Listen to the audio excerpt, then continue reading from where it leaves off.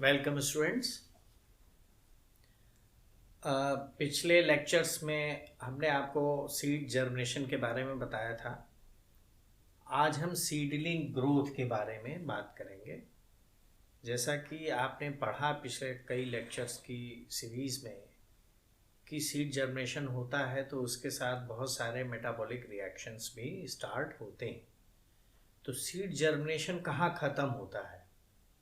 तो जब ख़त्म तब होता है जब उसमें से रेडिकल बाहर आ जाती है रूट के रूप में, प्राइमरी रूट के रूप में। जब रेडिकुलर ग्रोथ होती है और रेडिकल सीड से बाहर आ जाती है तो हम ये कहते हैं कि अंकुरण हो गया, जर्मिनेशन हो गया। आप भी अपने घरों में देखते होंगे कि चने को या किसी और पल्सेस को भिगा के रखते हैं तो उसमें से जब जड़ बाहर आ जाती है तो आप उसे बोलते हैं कि अंकुरित हो गया।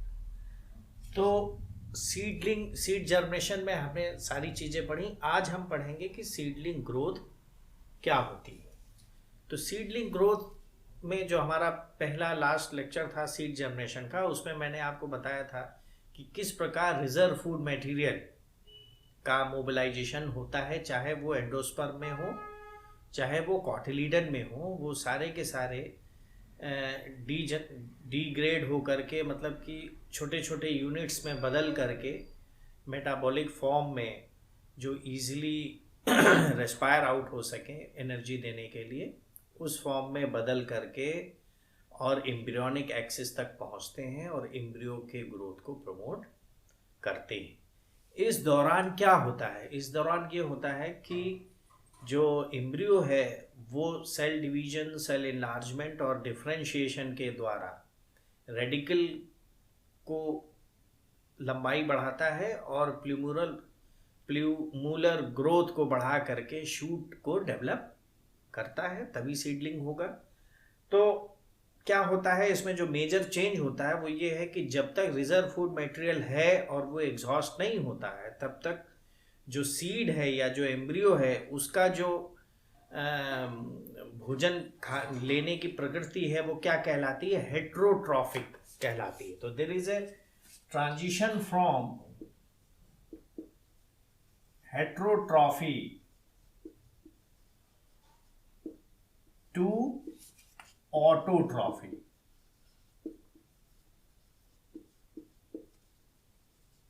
ऑटोट्रॉफी कब होगी? जब शूट सिस्टम और रूट सिस्टम इस्टेब्लिश हो जाएगा तो क्या होगा? ये फोटोसिंथेसिस स्टार्ट करेंगे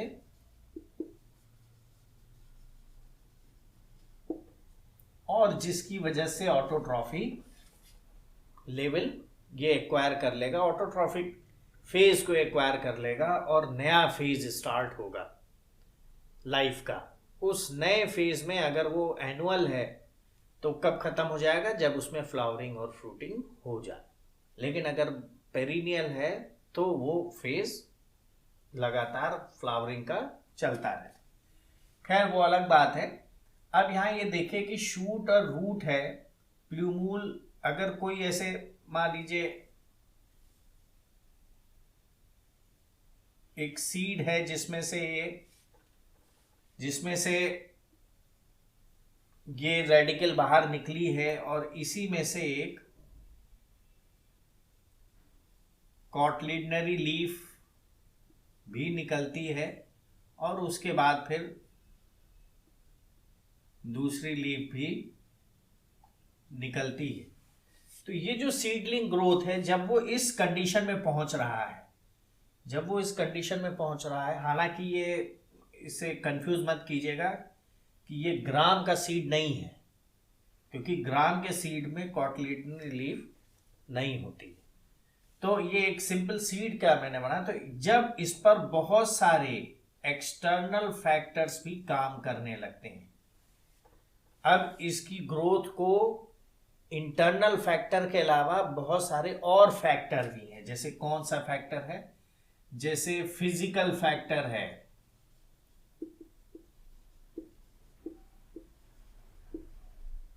या जैसे ग्रेविट्रोपिज्म है, यानी ग्रेविटी है, लाइट है,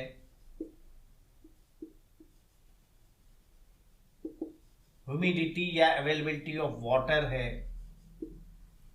ह्यूमिडिटी या अवेलेबिलिटी ऑफ वाटर है, या टच है, ये सारे के सारे फैक्टर्स काम करने लगते हैं। इसके अलावा हार्मोनल फैक्टर्स भी काम करते रहते हैं, जिसमें कि आप जानते हैं ऑक्सिन है, जिब्रेलिक एसिड है, साइटोकाइनिन है, फिर ABA है, इथाइलिन है। तो ये और फैक्टर्स हैं जो इंटरनली अलग अलग या आपस में इंटरैक्ट करके ग्रोथ के जितने भी फेस एस्पेक्ट्स हो सकते हैं उन सब को ये प्रभावित करने लगते हैं। जैसे लाइट का है, तो लाइट की वजह से फोटोमॉर्फोजेनेसिस भी होने लगती है। आप जानते हैं कि मॉर्फोजेनेसिस क्या है, जिसमें कि डिफरेंट टाइप्स ऑफ ऑर्गन्स का बनना और शेप लेना।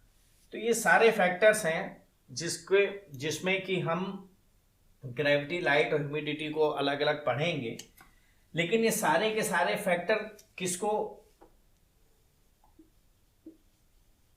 अफेक्ट कर रहे हैं? ग्रोथ को है। अब ग्रोथ आप जानते हैं कि ग्रोथ ज्यादातर जो प्लांट में होती है वो बेंडिंग मूवमेंट के रूप में होती है, जो टूवर्ड्स या अवे फ्रॉम द स्टिमुलस होती है। टूवर्ड्स या अवे यानी नेगेटिव ट्रॉपिज्म होता है और पॉजिटिव भी होता है। तो हम अगर टाइप्स ऑफ ग्रोथ मूवमेंट लिखें तो हम क्या जानते हैं, कितने तरीके के मूवमेंट होते हैं? Tactic movement, tropic movement and nastic movement. ये मूवमेंट के चैप्टर्स में हमने इसे पढ़ा हुआ है कि टैक्टिक मूवमेंट होता है जिसमें कि सारा का सारा शरीर यानी पूरा का पूरा ऑर्गेनिज्म ही एक जगह से दूसरी जगह ट्रैवल करता है, जैसे यूनिसेलुलर ऑर्गेनिज्म में। फोटोटैक्टिक, कीमोटैक्टिक, थर्मोटैक्टिक, अगर क्लेमाइडोमोनास है तो पूरा का पूरा ट्रैवल करेगा। यहाँ ट्रॉपिक मूवमेंट में क्या है कि जो स्टिमुलस है वो हमेशा डायरेक्शनल होगा,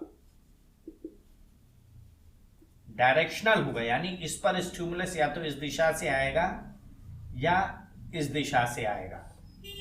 और जो नास्टिक मूवमेंट है ये जो है सराउंडिंग्स में आता है, यानी कि इस प्रकार का जो इफेक्ट होता है किसी फैक्टर का वो चारों तरफ से होता है। ये नॉन डायरेक्शनल है, ये डायरेक्शनल है ट्रॉपिक और ये नॉन डायरेक्शनल है। इसके अलावा हम जो है जानते हैं कि लाइट का भी अपना जो फोटोमॉर्फोजेनेसिस ने बताया उसका भी अपना एक इफेक्ट होता है, जो कि नॉर्मली फाइटोक्रोम द्वारा मीडिएटेड होता है। फाइटोक्रोम क्या है? हम जानते हैं कि ये दो पार्ट में दो तरीके से मिलता है, PR एंड PFR, जो आपस में इंटर कन्वर्टेबल होते हैं। यहां ध्यान दीजिएगा कि जब PR आप कहेंगे इसका मतलब FR लाइट की वजह से बनेगा, और जब PFR कहेंगे इसका मतलब वो उसके ऑपोजिट रेड लाइट की वजह से बनेगा। ये एक 120 किलो डाल्टन का एक एपोप्रोटीन होता है जिसमें एक लीनियर रिंग होती है टेट्रापायरोल ग्रुप की, वही इंटर कन्वर्टेबल बनाती है उसको। उसका भी अपना एक अलग सब्जेक्ट है, टॉपिक है, उसको हम फिर देखेंगे। मगर ये जो है फाइटोक्रोम जो है फोटोमॉर्फोजेनेसिस में एक महत्वपूर्ण भूमिका निभाता है। तो मेरे कहने का मतलब है कि जो सीडलिंग ग्रोथ है उस पर इतने सारे फैक्टर्स काम करते हैं तब वो ग्रो कर पाता है। तो अब हम इस लेक्चर सीरीज में जो हमारा seedling growth part 1, part 2, part 3 चलेगा, उसमें हम एक एक करके इन सारे फैक्टर्स के बारे में पढ़ें। तो हम स्टार्ट करेंगे ट्रॉपिक मूवमेंट से। तो ट्रॉपिक मूवमेंट, जैसा कि मैंने आपको बताया कि ट्रॉपिक मूवमेंट वो मूवमेंट है जिसमें जो परसेप्शन है वो यूनिडायरेक्शनल होता है। तो हम यहां क्या ले रहे हैं, ग्रेविटी को। तो ग्रेविटी का मतलब हो गया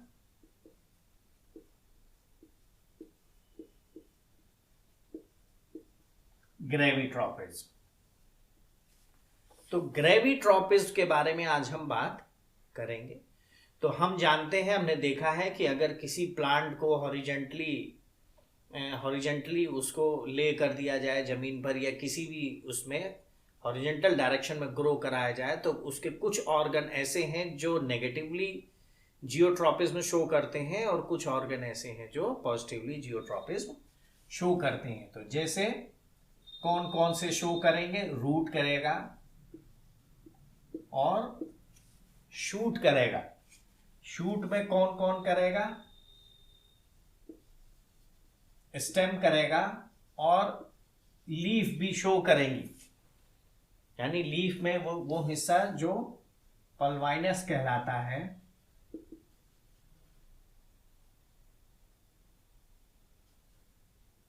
वो पल्वाइनस जो है नेगेटिव जियोट्रॉपिज्म या ग्रेविट्रॉपिज्म शो करता है। तो रूट की बात करें अब हम यहां पर,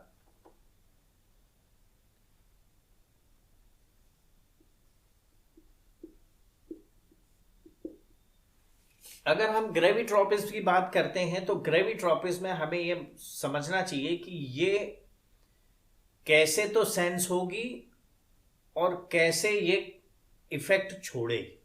तो इसे ऐसे समझिए कि इसमें पहला फेज क्या होगा, ग्रेवी परसेप्शन,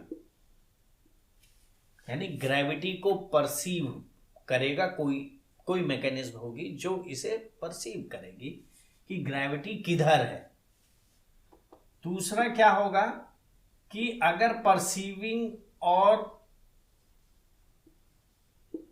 उसका रिस्पॉन्स दो अलग अलग जगह पे हो रहा है, यानी कोई रिसीव कर रहा है और रिस्पॉन्स कहीं और हो रहा है, तो उनके बीच में मैसेज का आदान प्रदान होगा, जिसे हम क्या बोलेंगे, ट्रांसडक्शन ऑफ द इंफॉर्मेशन। तीसरा क्या है, एक्सप्रेशन ऑफ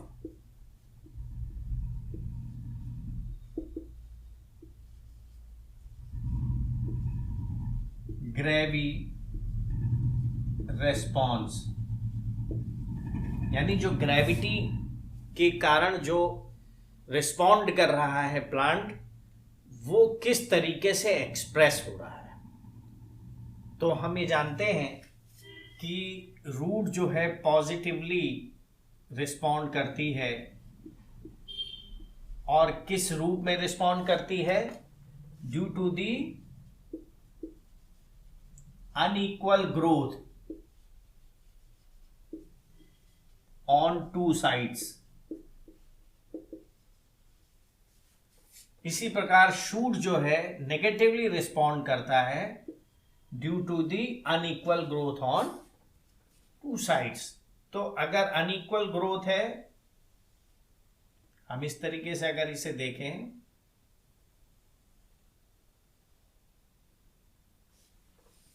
तो ये एक एक्सिस है और एक्सिस में अगर इतना हिस्सा रूट का है, इतना हिस्सा शूट का है, तो जितना रिस्पॉन्स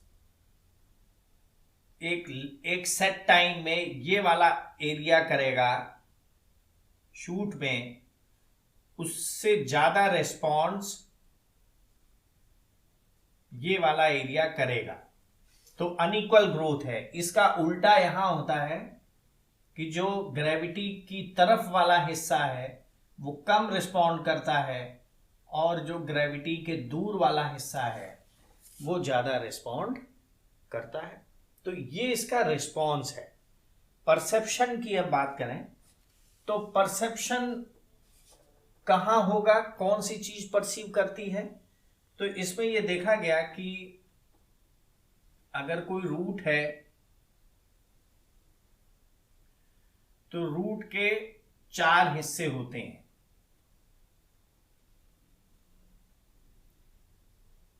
रूट के 4 हिस्से होते हैं। एक हिस्सा है रूट कैप, एक हिस्सा है रूट मेरिस्टेम, एक जोन है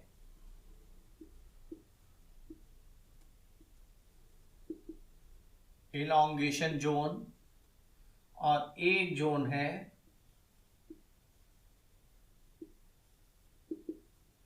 मैच्योरेशन जोन। तो ये डिफरेंट स्टडीज से ये हमें मालूम चला कि कैप है वो हिस्सा जो परसीव करती है। कैप जो है वो परसेप्शन का काम करती है। इसके मिडिल में जो ग्लोबुलर सेल्स होते हैं वो परसीव करते हैं कि ग्रेविटी किधर से आ रही है। ऐसा कैसे पता लगा?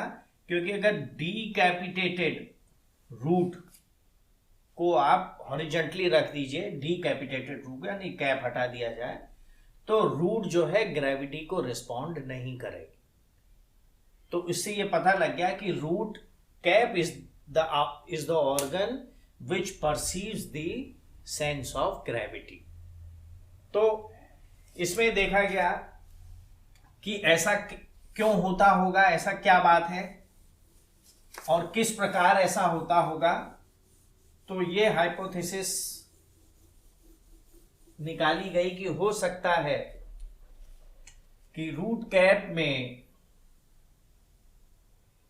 मिडिल वाले जो सेल्स हैं, इनमें एमाइलोप्लास्ट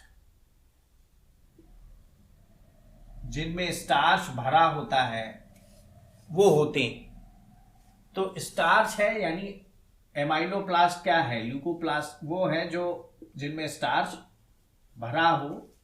उन स्टार्च को यहां पर हम फॉर द टाइम बीइंग स्टैटोलिथ के रूप में संबोधित करेंगे, स्टैटोलिथ। तो ये माना गया कि जो अगर ग्रेविटी नीचे से आ रही है तो स्टैटोलिथ, चूंकि स्टार्च कंटेनिंग ऑर्गेनेल है, वो ड्यू टू ग्रेविटी नीचे इकट्ठे हो जाते हैं इन सभी सेल्स के।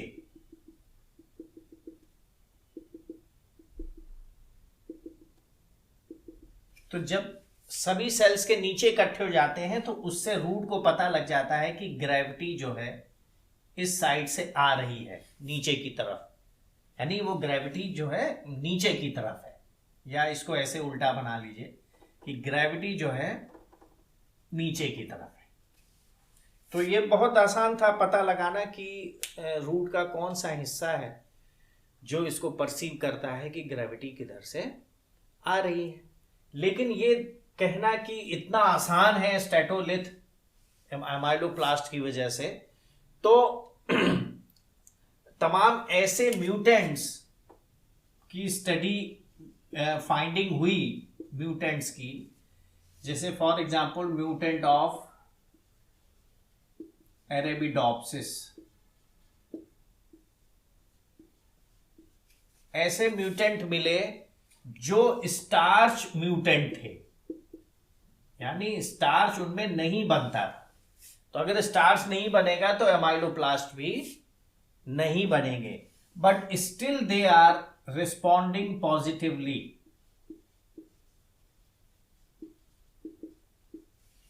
तो वहां पर तो स्टैटोलिथ नहीं है, तो कैसे ये पॉजिटिव जियोट्रोपिज्म शो हो रहा है? तो ये बात अनुमान लगाई गई कि हो सकता है कि डिफरेंट काइंड्स ऑफ जो स्पीशीज है, प्लांट स्पीशीज है, वो डिफरेंट सेल ऑर्गेनेल्स को इस तरीके से ग्रेविटी को सेंस करने के लिए यूज करते होंगे। तो कुछ लोगों ने ये बताया कि होस्ट की एसिमेट्रिकल डिस्ट्रीब्यूशन ईआर का दिखाई पड़ता है कुछ प्लांट्स में, एसिमेट्रिकल।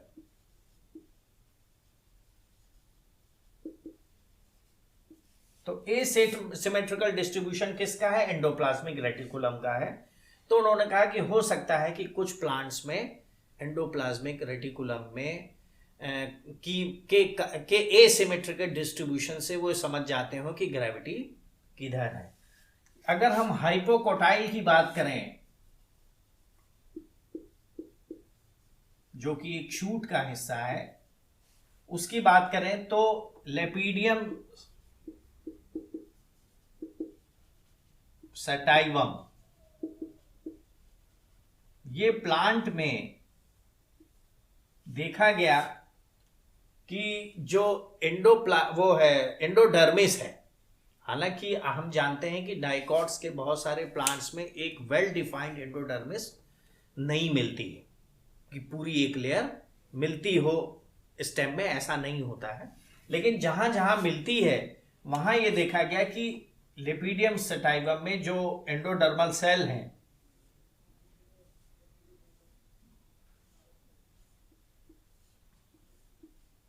उसमें स्टार्च पार्टिकल्स पाए जाते हैं, एमाइलोप्लास्ट, और वो भी जो है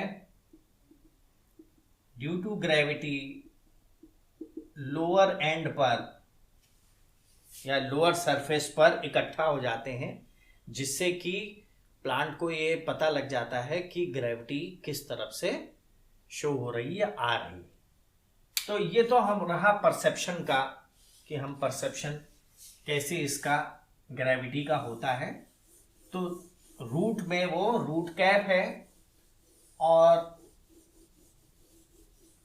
रूट कैप तो है ही है, और स्टेम में वो मे बी एंडोडर्मिस हो सकती है। फिर आता है दूसरा पॉइंट ट्रांसडक्शन का।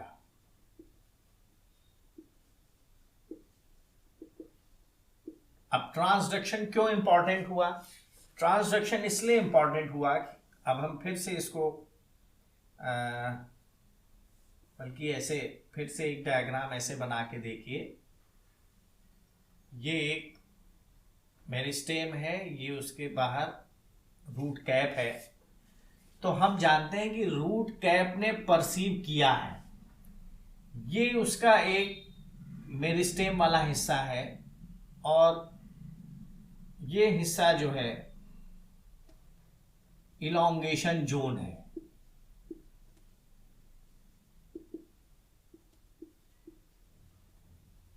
ये क्या है? Root cap. ये क्या है? Root meristem. ये जो इलॉन्गेशन जोन है, इसमें ये माना जाता था पहले कि जो अनइक्वल ग्रोथ होगी ऊपर की साइड में, चूंकि ग्रेविटी नीचे से आ रही है, वो यहां से स्टार्ट होगी। लेकिन ये देखा गया कि वो यहां से स्टार्ट ना हो करके, प्रॉक्सिमल एंड से स्टार्ट ना हो करके यहां से स्टार्ट होती है, यानी क्लोज टू दी मेरिस्टेम। फिर भी यहां से यहां तक इंफॉर्मेशन को आना है, इंफॉर्मेशन को यहां से यहां तक आना है। तो ये ट्रांसडक्शन जरूरी है। जैसे देखा जाए, अगर एक तो 900 अगर माइक्रोमीटर इसकी लेंथ है, तो जो ये स्टार्ट होता है वो करीब करीब 250 माइक्रोमीटर की दूरी पर मेरिस्टेम से पहले ही जो है unequal growth start, elongation of the cell start हो जाती है। तो इसका मतलब पता ये हो गया कि ये यहां से यहां तक कोई ना कोई माध्यम होगा जिससे कि वो परसीव किया हुआ सेंस यहां आकर के बताए कि अब आपको अनइक्वली इलॉन्गेट करना है। तो इसमें नहीं पता लगा कि ऐसे क्या करें क्या नहीं करें। तो ये फिर आया निकल के कि इट मे बी ऑक्सिन, कि ऑक्सिन हो सकता है, कि ऑक्सिन जो है वो चूंकि पोलर मूवमेंट होता है उसमें,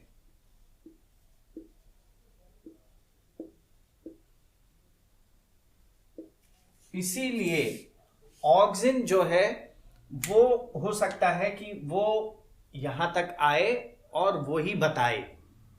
तो ऑक्सिन में जब पोलर मूवमेंट था तो ये माना गया कि इसका एसिमेट्रिकल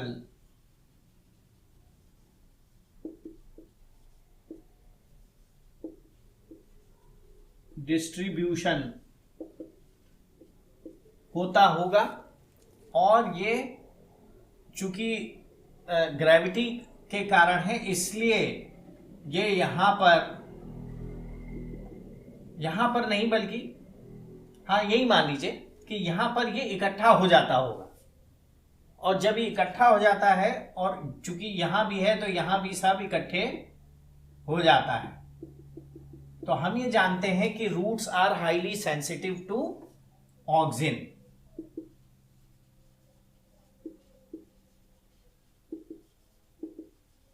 हाईली सेंसिटिव होते हैं, इसलिए यहां पर ग्रोथ नहीं होती है, और जहां पर ऑक्सिन की मात्रा कम होती है वहां ग्रोथ होनी शुरू हो जाती है।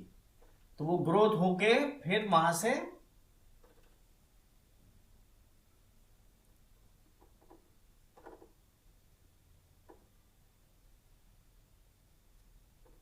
इस जगह ग्रोथ नहीं होगी, और ग्रोथ कहां होगी, यहां पर होगी।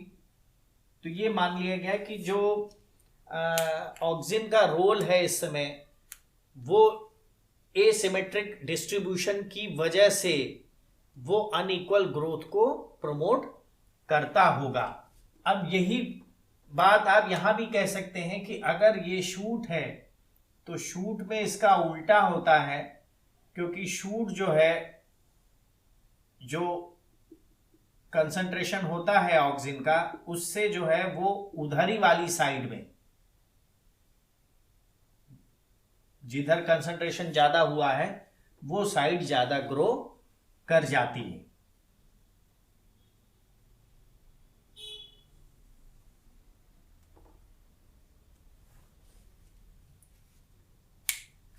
तो ये हाइपोथेसिस आई। इस हाइपोथेसिस को कैसे बल मिला? बल इस प्रकार मिला कि जो ऑक्सिन म्यूटेंट थे, ऑक्स यानी AUX, ऑक्सिन म्यूटेंट थे, उनकी जब खोज हुई डिफरेंट प्लांट्स में, यानी ऑक्सिन म्यूटेंट मीन्स ऑक्सिन के प्रति इनसेंसिटिव। तो जब ऑक्सिन म्यूटेंट्स की खोज हुई, ऑक्स1 मान लीजिए इसे कहते हैं, जो म्यूटेंट का नाम था वो था ऑक्स1। इसका जो जीन होगा वो क्या कहलाएगा, ऑक्स1। तो ये देखा गया कि जब ऑक्स1 को हम हॉरिजेंटली रखते हैं तो वो ग्रेविट्रोपिज्म के बारे में एबनॉर्मली बिहेव करते हैं। क्यों? क्योंकि उसमें ऑक्सिन के प्रति, मतलब ऑक्सिन को सेंस करने की क्षमता नहीं होती है, और जब हम ऑक्सिन जीन को उसमें फिर से ट्रांसप्लांट कर देते हैं, ट्रांसजेनिक बना देते हैं, तो उनमें फिर से जियोट्रोपिज्म के अफेक्शन, मतलब affect they again affected by the geotropism, और फिर पॉजिटिवली ट्रोपिज्म जो रूट है वो पॉजिटिव जियोट्रोपिज्म शो करने लगती है। तो ये भी पता लग गया कि ऑक्सिन जो है वो एक ट्रांसड्यूसर का काम करता है। लेकिन इसी बीच में एक खोज और हुई जिसने कि कैल्शियम आयन के बारे में महत्वपूर्ण जानकारी दी।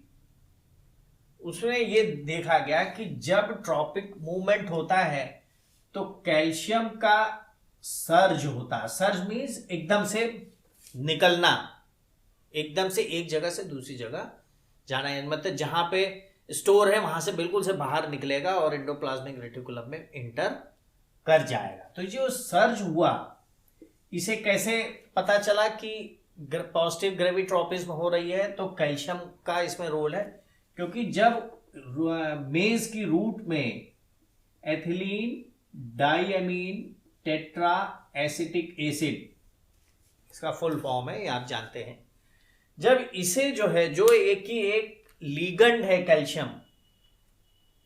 कैल्शियम जो है एडिटा पर लीगेंड के रूप में अटैच हो जाता है। तो जब हम इसे डाल देते हैं सॉल्यूशन में, यानी उस सॉल्यूशन में जिसमें मेज की रूट को हम एक्सपेरिमेंट के तहत उसको स्टडी कर रहे हैं, when it is provided with EDTA, then the root stop showing geotropism. वो रुक जाती है और जियोट्रॉपिज्म नहीं शो करती। और फिर कब शो करने लगती है? जब हम उसमें एक्स्ट्रा कैल्शियम आयन फिर से डाल देते हैं एक्सेस सॉल्यूशन में। जब हम कैल्शियम आयन फिर से डाल देते हैं तो वो फिर से शो करने लगती। तो ये एक जानकारी जब पता लगी कि भाई कैल्शियम आयन का रोल है, कैल्शियम आयन का रोल है। इसी बीच में जल्दी ही साइंटिस्टों को यह भी समझ में आ गया कि अगर कहीं मूवमेंट हो रहा है और हम इस पर जो है मान लीजिए डीकैपिटेटेड है या नहीं भी है मान लीजिए, उन्होंने कहा कि अगर हम कैल्शियम आयन इस जगह लगा दें, यानी कैल्शियम आयन को यहां प्रोवाइड कर दें इस एरिया पर, तो क्या होगा कि ये रूट वापस उधर ही मुड़ जाएगी, बजाय नीचे जाने के ये ऊपर मुड़ जाएगी। क्यों मुड़ जाएगी? क्योंकि it is moving towards the side where calcium has been applied. अब यह भी देखा गया कि वो चाहे रूट कैप्ड हो यानी कैपिटेटेड हो या डीकैपिटेटेड हो, अगर हम कैल्शियम अप्लाई कर रहे हैं, if calcium is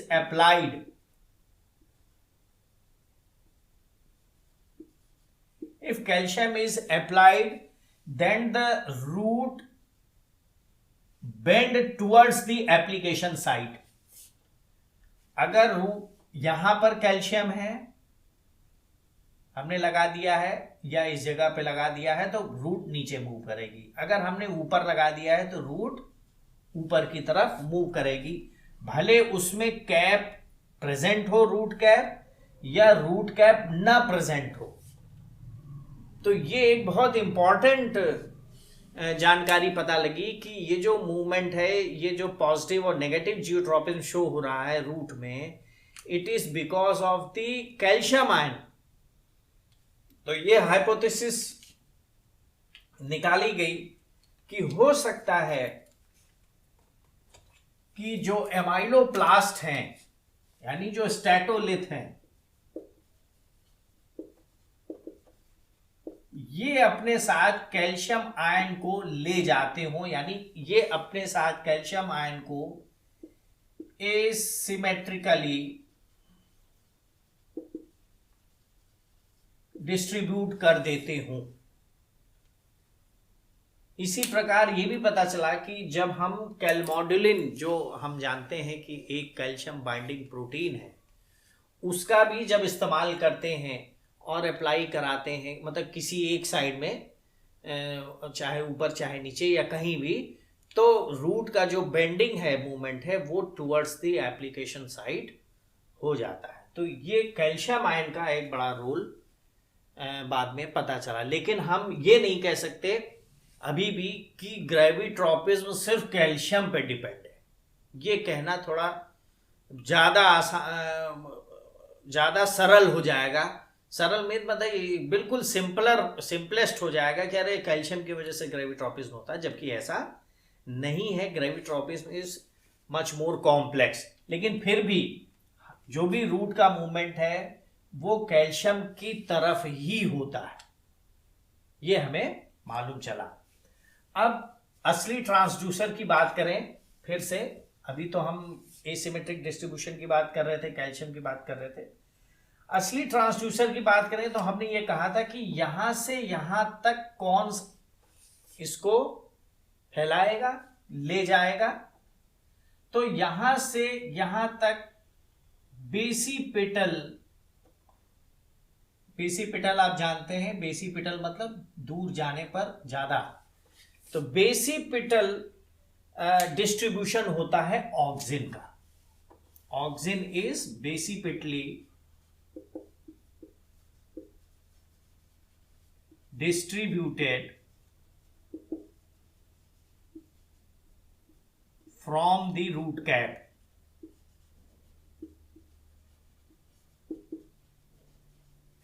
from the root cap। तो जब बेसिपिटली करती है तब हमने ये माना कि हाँ यही जो है पोलर ट्रांसपोर्ट होता है सेल टू सेल में। तो ये जो है जब बेसिपेटल फॉर्म में रूट कैप से लेके इलॉन्गेशन जोन तक डिस्ट्रीब्यूट हो जाती है तो इलॉन्गेशन जोन में कर्वेचर शुरू हो जाता है। तो इसका ये माना गया कि कोई ना कोई इसका ऑक्सिन का कोई ना कोई कैरियर प्रोटीन होगा,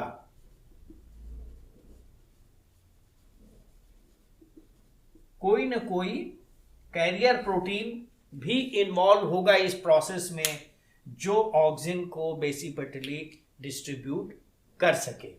तो एक म्यूटेंट और आया जिसकी पता चली, वो क्या था? Ethylene insensitive mutant. इनसेंसिटिव बल्कि रूट लिख लीजिए, रूट म्यूटेंट। इसे क्या लिखा? EIR, ये म्यूटेंट। तो इथाइलिन इनसेंसिटिव रूट म्यूटेंट क्या होता है? ये ऑक्सिन के प्रति इनसेंसिटिव होते हैं।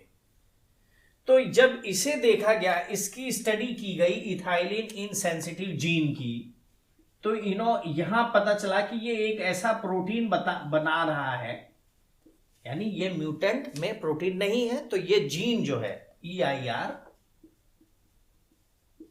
हम जानते हैं कि जब हम स्मॉल में लिखते हैं तो वो जीन नहीं है, और जब हम कैपिटल में लिखते हैं it means that gene is present. तो ये जो जीन है ये एक ऐसा प्रोटीन बना रहा है जो बैक्टीरियल मेम्ब्रेन ट्रांसपोर्टर के समान है, जो बैक्टीरियल मेम्ब्रेन ट्रांसपोर्टर के समान है। तो हमें पता लग गया कि हाँ, हम जो सोच रहे थे कि जो ऑक्सिन का ट्रांसपोर्ट है from the root cap to the elongation zone, वो जो कैरियर प्रोटीन के द्वारा हो रहा है वो सही है, क्योंकि यहां पर ये जो म्यूटेंट हमको मिला उसमें किस प्रोटीन की कमी हो रही थी? बैक्टीरियल मेम्ब्रेन यानी एक मेम्ब्रेन ट्रांसपोर्टर की कमी हो रही थी। और चूंकि मेम्ब्रेन ट्रांसपोर्टर काम नहीं कर रहा था इसीलिए वो इथाइलिन इनसेंसिटिव हो गया। चूंकि हम जानते हैं इथाइलिन क्यों यहां कह रहे हैं, क्योंकि इथाइलिन ऑक्सिन का बाई प्रोडक्ट भी है। ऑक्सिन का जो इफेक्ट होता है उससे इथाइलिन बनती है। ये भी हम आगे जब हार्मोन पढ़ाएंगे तब भी आपको बताएंगे। तो यहां ये जानेंगे कि इथाइलिन इनसेंसिटिव मतलब ऑक्सिन इनसेंसिटिव। तो वो किस वजह से है? बैक्टीरियल वो जो प्रोटीन है उसकी होमोलॉजी किससे पता चली? बैक्टीरियल मेम्ब्रेन ट्रांसपोर्ट की जो प्रोटीन है। तो इसका मतलब है कि कोई मेम्ब्रेन ट्रांसपोर्ट इन्वॉल्व था इस एसिमेट्रिकल और बेसिपिटल डिस्ट्रीब्यूशन के बीच में, जिसकी कमी थी, जिसकी वजह से जियोट्रॉपिज्म शो नहीं हो रहा था। तो ये कुल ट्रांसडक्शन के कारण आया। अब हम ट्रांसडक्शन के बाद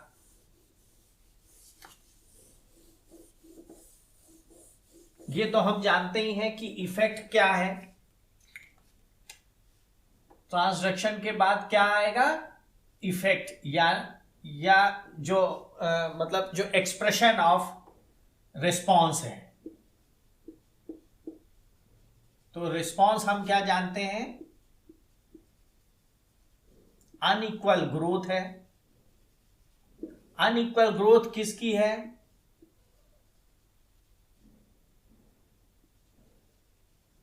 परमानेंट सेल्स की है।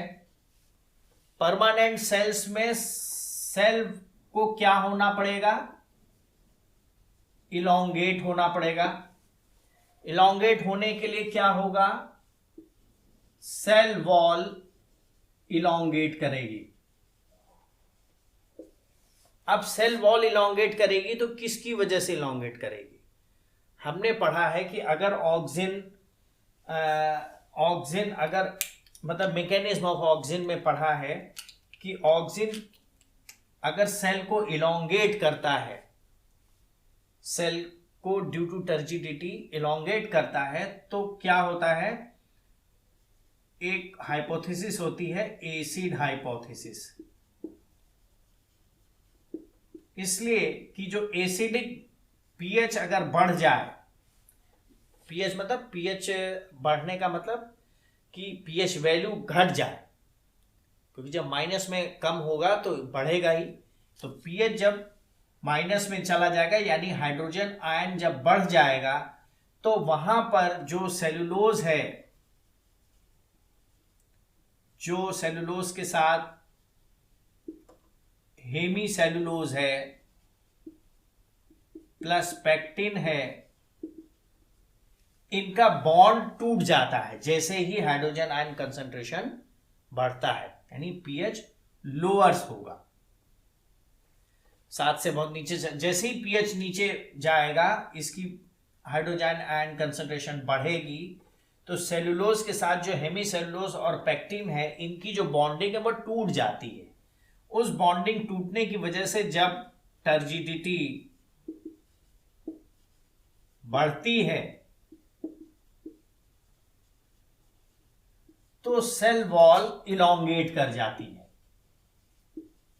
सेल वॉल क्या मतलब? सेल इलोंगेट कर जाएगी। जैसे हम गुब्बारे में अगर हवा भरते हैं तो गुब्बारा चूंकि फ्लेक्सिबल होता है तो वो बढ़ता चला जाता है, इसे हम वॉल प्लास्टिसिटी बोलते हैं। यानी क्या हो गया? ये सेल वॉल प्लास्टिसिटी है। तो ये देखा गया कि अगर हम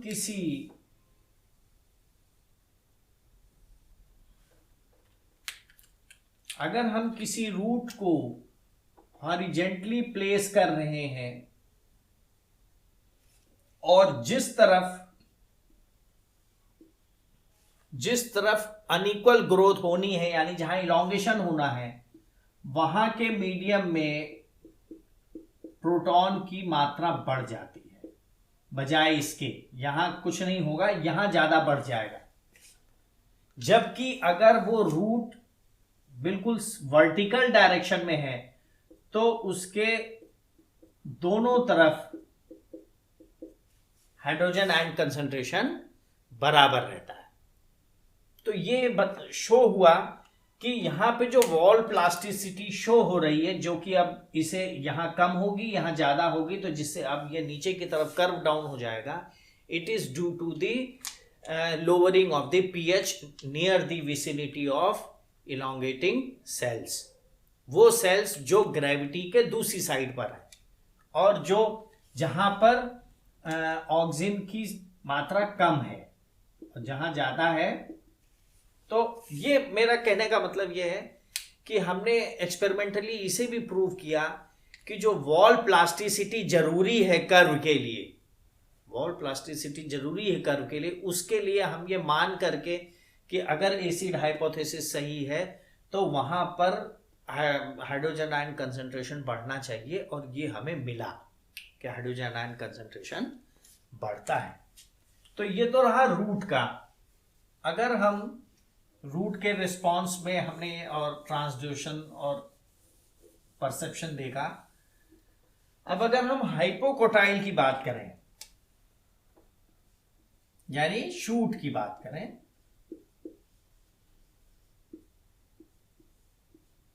तो अगर हम हाइपोकोटाइल की बात करें तो इसमें हम अगर इस चीज को देख रहे हैं कि ऑक्सीजन का रीडिस्ट्रीब्यूशन, यानी ऑक्सीजन का एसिमेट्री नहीं है, अगर रीडिस्ट्रीब्यूशन इसमें कोई रोल प्ले कर रहा है तो उसके लिए हमने कौन सी टेक्निक इस्तेमाल करी? इन सिटू हाइब्रिडाइजेशन की। इन सिटू हाइब्रिडाइजेशन की जिसमें हमने कुछ ऐसे ऑक्सीजन इंड्यूस्ड जीन्स की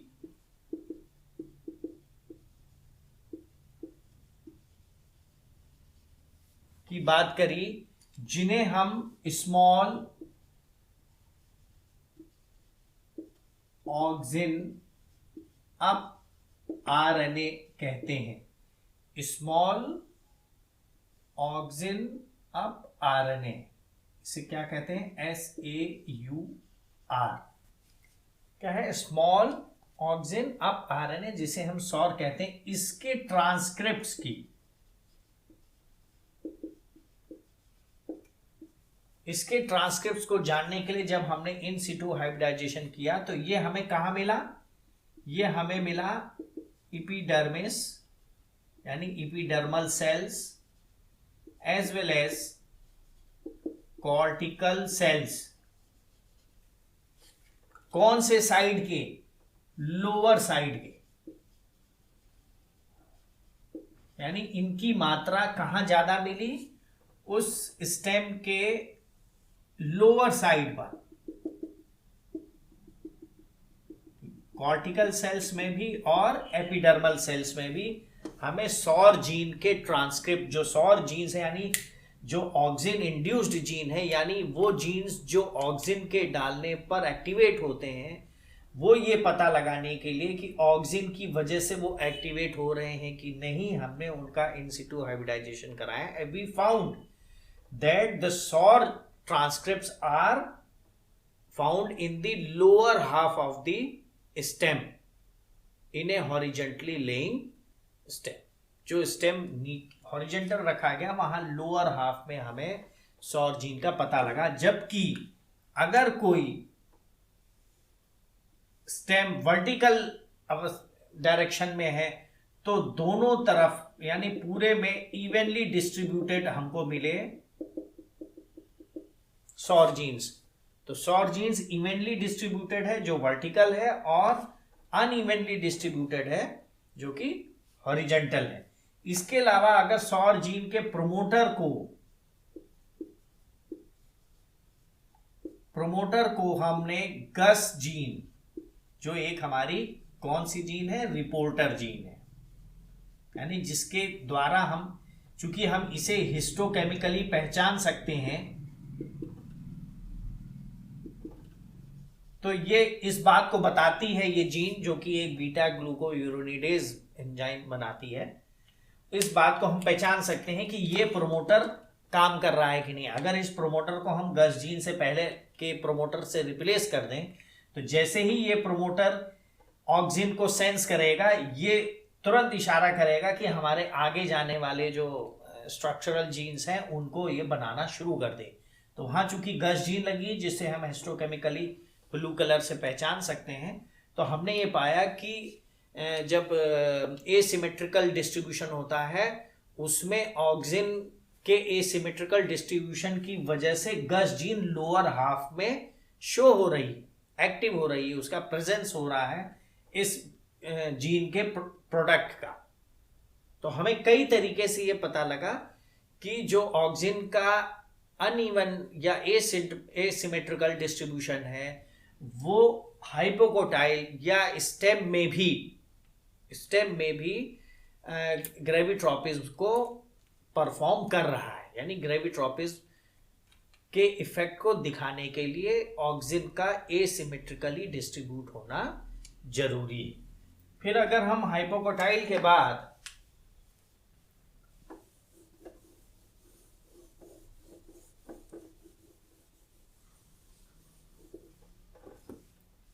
लीफ की बात करें तो लीफ में हम जानते हैं कि